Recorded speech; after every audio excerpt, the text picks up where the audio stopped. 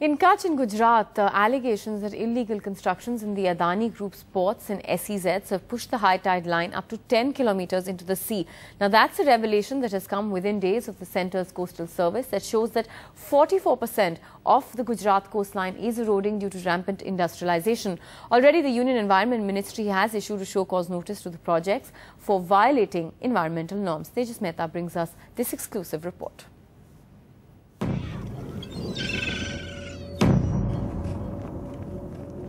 Did the Adani Group illegally reclaim this fragile seashore in Mundra for its ports and special economic zone?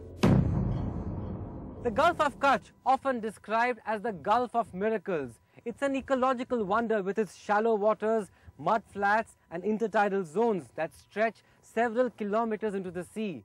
And it's precisely this land that the Adanis are now being accused of illegally reclaiming.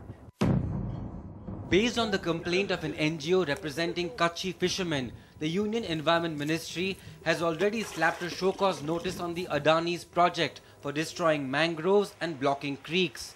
Now, the same NGO has dug up maps that the Adani Group submitted as part of its environment assessment report to the ministry and used in public hearings to convince locals about the project. Maps that show after construction on their first port began in 1998, the high tide line in this stretch receded up to 10 kilometers into the sea.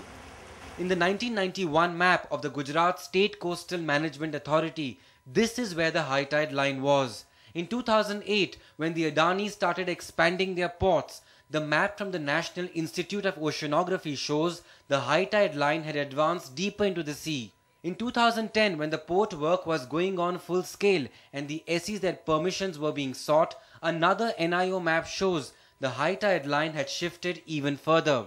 यहाँ से करीबन 10 kilometre आगे high Tide line थी, वो पूरा block करते पूरा 10 kilometre यहाँ तक ला दिया है। वो लोगों ने बंडिंग करके पूरा ब्लॉक करके वहीं पे फिलिंग किया है।